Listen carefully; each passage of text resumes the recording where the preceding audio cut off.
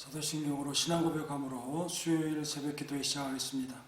전능하사 천지를 만드신 하나님 아버지를 내가 믿사오며 그 외아들 우리 주 예수 그리스도를 믿사오니 이는 성령으로 잉태하사 동정녀 마리아에게 나시고 본디오 빌라도의 고난을 받으사 십자가에 못 박혀 죽으시고 장사한 지 사흘 만에 죽은 자 가운데서 다시 살아나시며 하늘에 오르사 전능하신 하나님 우편에 앉아 계시다가 저로서 산자와 죽은 자를 심판하러 오시리라. 성령을 믿사오며 거룩한 공예와 성도가 서로 교통하는 것과 죄를 사하여 주시는 것과 몸이 다해 사는 것과 영원히 사는 것을 믿사옵나이다.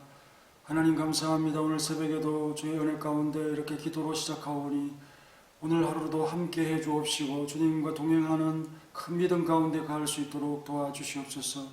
주와 또 말씀과 함께 살아가는 기쁨이 넘치게 하여 주옵소서. 온 성도들 모든 일들에 잘됨이 있도록 도와주시고 하루를 주님께 큰 기쁨으로 드려질 수 있도록 우리의 삶을 돌아봐 주옵소서. 예수님의 이름으로 기도하옵나이다. 아멘. 찬송가 164장 하겠습니다. 164.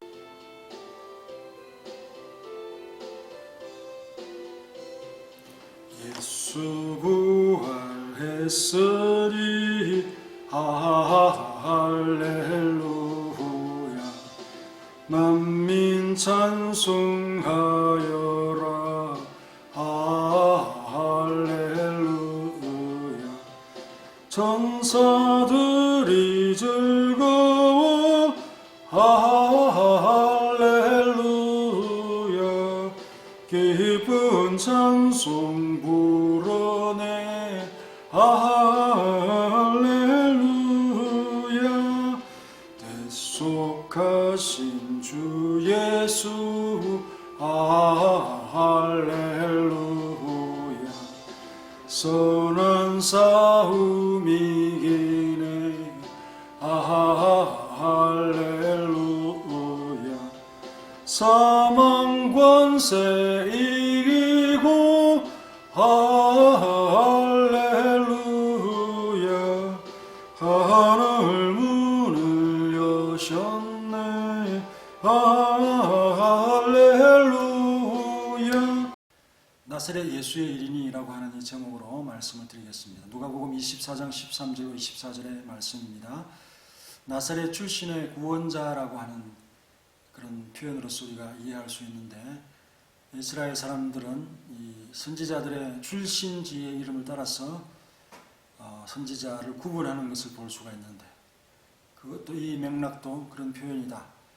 하지만 나사렛이라고 하는 이 동네에서 무슨 선한 것이 날 수 있겠느냐 하는 그런 비하의 의미도 있고요. 그리고 선지자의 예언 가운데 나사렛 사람이라 칭하리라는 예언이 있었는데, 그런 예언을 성취하기 위해서 나사렛 동네에 가셨다.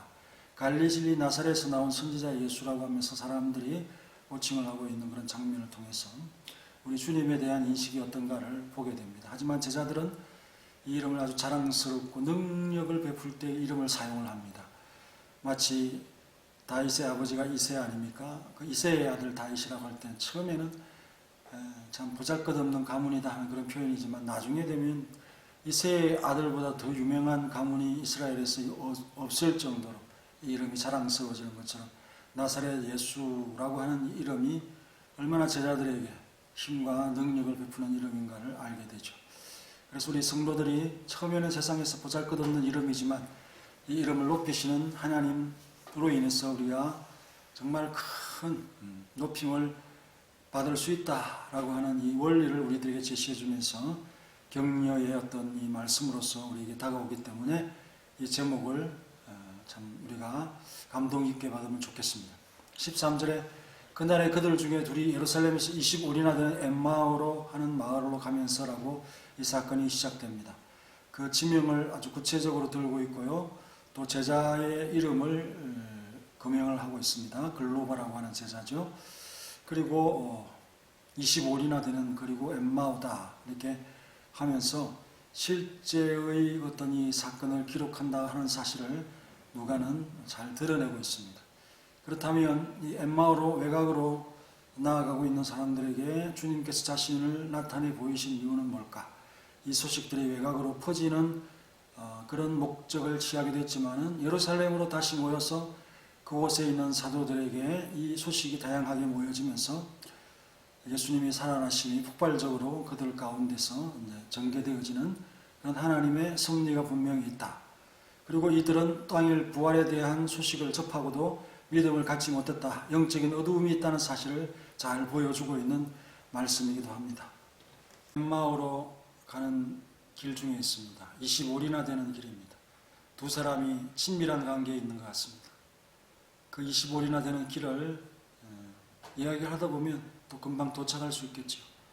길기도 하고 짧기도 한 그런 시간, 이런 시간에 누구를 화제거리로 이야기를 나누고 있었을까?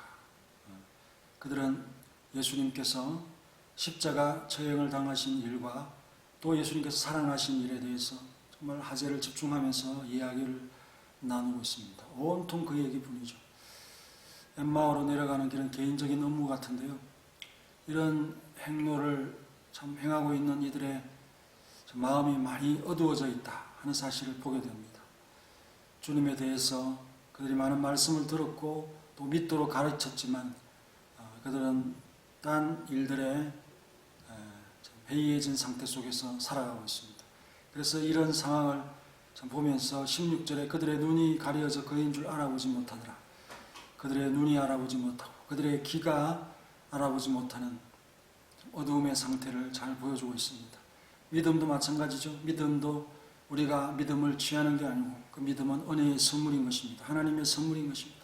믿게끔 해야 예수님을 참 알아볼 수 있도록 하셔야 사람이 알아보는 것이고 또 은혜가 있어야 믿음이 우리의 마음에서 자리 잡게 되어진다는 사실을 생각하면서 우리가 이 믿음을 가진 것에 대해서 큰 기쁨과 복으로 생각하며 이 말씀을 받는 귀한 은혜가 있기를 간절히 바랍니다. 예수님은 자신에 대해서 열심히 얘기하고 있는 두 사람에 끼어서 마치 그 이야기를 모르는 것처럼 그렇게 하면서 듣고 있습니다. 그들의 얘기를 들으시면서 얼마나 미련하고 더디 믿는다 생각을 하시겠습니까? 하나님의 말씀을 그들이 배우고 들어도 이 말씀에 대해서 취하지 못하는 그런 믿음을 볼 수 있습니다. 이스라엘의 속량할 자, 긴 어떤 이 언약 세계 속에서는 그들이 당연히 믿고 그들의 조상의 이야기들을 다 받아들이고 있습니다. 하지만 실제로 그 당사자이신 메시아가 이 땅에 왔을 때 그의 모습을 보면서 믿음을 갖지 못하는 그런 모습, 특별히 부활 사건 앞에서 참 의심하고 당황하는 그들의 모습을 볼 수가 있습니다. 사람들은 먼 이야기는 잘 알아듣습니다. 자기하고 그렇게 상관없는 이야기들은 잘 믿습니다. 하지만 자기에게 적용이 되어지는 그런 일들 앞에서는 믿음을 더디 믿는 것이 사실인 것이죠. 정말 참 부활에 대한 사건을 보고 목격하고 증거하는 사람들이 있더라도 그들에게 그 사실을 확신을 가지고 받아들이지 못하는 이러한 모습을 보면서 소문으로는 우리가 믿을 수 없다. 직접 예수님을 보며 믿겠다고 하는 도마식의 어떤 이 의심 상태를 계속하고 있는 모습을 볼 수가 있습니다. 이런 모습을 보면서 우리가 참 믿음을 가지게 되어졌다는 이 현실 앞에서, 실제 앞에서 얼마나 감격해야 하는가 하는 것을 다시 한번 돌아보는 귀한 시간이 되시길 간절히 바랍니다. 다 같이 기도하겠습니다. 우리 주님이 역사적인 현장 속에 이렇게 오셔서 나사렛 동네에 사시면서 나사렛 출신이라는 이름을 얻고 또 그 이름으로 많은 사람들이 능력을 행하고 주님 자신도 그 이름으로 많은 사람들에게 능력을 베푸시는 그 일들 가운데 십자가 고난과 처형과 사흘간의 부활이라고 하는 이 놀라운 표적을 나타내 보이시면서 우리의 구원을 완성하시는 우리 주님의 행보를 기억합니다. 더디 믿었던 엠마오로 가는 두 제자의 모습을 통하여서 가까이 있어도 또 평소에 친밀히 지내던 그분의 음성을 또 그분의 얼굴을 알아보지 못하는 것을 보면서 이 믿음이 얼마나 신비하고 우리의 마음속에 가득히 들어있는 주님에 대한 신뢰와 확신이 어느 순간 자리 잡았다고 하는 이 사실 때문에 감격할 수 있는 우리의 신앙인들이 다 될 수 있도록 도와주옵소서. 이것으로부터 출발해서 주님을 증거하고 나타내면서 살아갈 수 있도록 도와주시고, 엠마오로 가는 이들의 사적인 삶이 이제는 주님을 증거하는 삶으로서 예루살렘에서 집중되어져서 폭발하는 하나님의 승리를 따라가는 그 발걸음으로 되어가게 하시고, 정말 주님이 우리에게 명하신 일들을 더욱 긴급히 감당할 수 있는 삶으로서 긴장하고 그 말씀 앞에 가까이 나아갈 수 있는 사랑하는 성도들이 되도록 도와주시옵소서. 예수님의 이름으로 기도하옵나이다. 아멘.